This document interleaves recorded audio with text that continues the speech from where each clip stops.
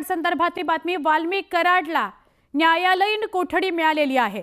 Santosh देशमुखच्या मारेकऱ्याच्या हटल्यात fast track कोर्टात चालवावा, त्यांना तात्काळ फाशी द्या अशी मागणी धनंजय मुंडेंनी केलेली आहे। पण 14 दिवसांची न्यायालयीन कोठडी वाल्मिक कराडला मिळालेली आहे, ही याघडीची सगळ्यात महत्त्वाची बातमी।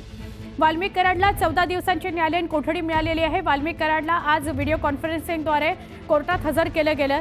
त्याआधी त्याची वैद्यकीय चाचणी करण्यात आली, रुटीन चेकअप त्याचं झालं। त्याला थोडासा ताप आहे, सर्दी खोकला आहे, पण तरीसुद्धा त्याला 14 दिवसांची न्यायालयीन कोठडी मिळालेली आहे। कोर्टात हजर केल्यानंतर कोर्टाने ही सुनावणी केलेली आहे। कराडला 14 दिवसांची न्यायालयीन कोठडी मिळाली, या संदर्भात आपण अधिक जाणून घेऊया आमचे प्रतिनिधी सुरेश यांच्याकडून। सुरेश, काय अधिक माहिती? वाल्मिक कराड यांना आज मान्य न्यायालयासमोर हजर करण्यात आलं होतं, व्हीसीद्वारे हजर करण्यात आलं। त्यांची जी सीआयडी कोठडी आहे ती संपली होती। मुदत संपल्यानंतर त्यांना ज्यावेळेस कोर्टाच्या समोर हजर करण्यात आलं, यावेळी माननीय विशेष मोक्का न्यायालय आहेत त्यांनी वाल्मिक कराड यांना 14 दिवसाची एमसीआर म्हणजे न्यायालयीन कोठडी सुनावली आहे। त्यामुळे एकंदरीत जर आपण बघितलं तर संतोष देशमुख हत्या प्रकरण, खंडणी प्रकरण आणि या प्रकरणाचा जो तपास आहे, तपास यंत्रणा करतायत, त्यांच्या तपासाची जो प्राथमिक टप्पा आहे तो पूर्ण झाल्याचं देखील आता एमसीआर प्राथमिक विशेष म्हणजे आणखी एक अट टाकलेली आहे। ज्यावेळी तपासासाठी गरज लागली असेल त्यावेळी त्यांना परत पोलीस कोठडी सुद्धा मिळू शकते, अशा पद्धतीने देखील जी अट आहे। मात्र आता गेल्या 22 दिवसापासून वाल्मिक कराड हे सीआयडी कोठडीमध्ये होते, कसून चौकशी केली। सुरुवातीला खंडणी प्रकरणातला त्यांच्यावरचा आरोप होता आणि त्यानंतर 15 तारखेला ज्यावेळेस त्यांना मान्य न्यायालयासमोर हजर केलं त्यावेळेस मकोका आणि हत्येचे जे कलम आहेत ते देखील वाढवण्यात आले होते। तर आज 7 दिवसाची पोलीस कोठडी संपली आणि मान्य न्यायालयासमोर हजर केल्यानंतर मान्य न्यायालयाने वाल्मिक कराड यांची आता रवानगी न्यायालयीन कोठडीमध्ये केली आहे। त्यामुळे साहजिकच इथून पुढे या प्रकरणामधले जे काही अपडेट आहेत, महत्त्वाचे अपडेट आहेत ते देखील मिळणार आहेत। तसंच जर आपण या प्रकरणात पाहिलं, संतोष देशमुख हत्या प्रकरणातील जो कृष्णा आंधळे नावाचा आरोप आहे अद्याप तो फरार आहे। त्याच्या अटकेच्या अनुषंगाने ज्यावेळेस अटक केली जाईल किंवा अटक होईल त्यानंतर वाल्मिक कराड यांची समोरासमोर बसून चौकशी देखील केली जाऊ शकते, हे अत्यंत महत्त्वाचं आहे।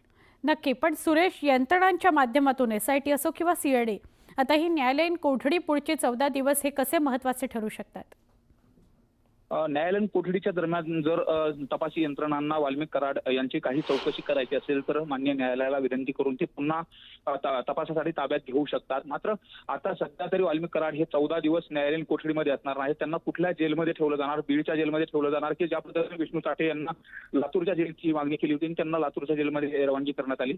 आता वाल्मिक कराड नेमके कुठल्या जेलमध्ये राहणार हे देखील पाहणं महत्त्वाचं आहे। मात्र या तपासाच्या दरम्यान आता जे नवीन व्हिडिओ येतात, काही जे फुटेज मिळतात, व्हिडिओ एव्हिडन्स मिळतात आणि जर कृष्णा आंधळे या कालावधीमध्ये जर अटक झाला तर वाल्मिक कराडांना पुन्हा आणखी जी पोलीस कोठडी आहे ती मागितली जाऊ शकते, समोरासमोर बसून चौकशी केली जाऊ शकते आणि मोक्का अंतर्गत कारवाई केल्यामुळे आता आणि परत दुसरी एक महत्त्वाची गोष्ट आहे, खंडणी प्रकरणात वाल्मिक कराड एमसीआर मिळाल्यानंतर त्यांनी जामिनासाठी अर्ज केलेला होता। उद्या त्यावरती देखील सुनावणी आहे। त्यामुळे आजचा जो एमसीआर आहे तो देखील त्या दृष्टिकोनातून अत्यंत महत्त्वाचा आहे। उद्याच्या खंडणी प्रकरणामध्ये वाल्मिक कराड यांना आजच्या न्यायालयीन कोठडीमुळे जामीन होणार का हे देखील पाहणं महत्त्वाचं आहे। अगदी बरोबर सुरेश, धन्यवाद माहिती दिल्याबद्दल।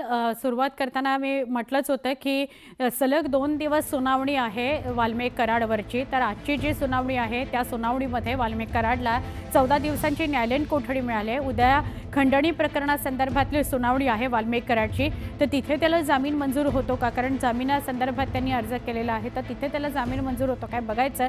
पण न्यायालयीन कोठडी 14 दिवसांची वाल्मिक कराडला मिळालेली आहे आणि या 14 दिवसांमध्ये कृष्णा आंधळे जर सापडून आला, जो अजूनही फरार आहे, 40-45 दिवसांहून अधिक काळ झालेला आहे। काल तर आपण त्याची दृश्य सुद्धा बघितली होती, ज्या दिवशी खंडणी मागितली त्या दिवशी चाटेच्या ऑफिसमध्येच होता तो आणि तो तिथे वाल्मिक कराड सुद्धा होते। तो दृश्यांमध्ये आपल्याला दिसतोय, हा एकटा वाल्मिक कराड अजूनही सापडून आलेला नाहीये। तर तो सापडल्यानंतर समोरासमोर वाल्मिक कराडांनी याची चौकशी केली जाते का, त्याच्यासाठी परत न्यायालयामध्ये जावं लागेल यंत्रणांना, पण ती चौकशी होते का हे बघायचं।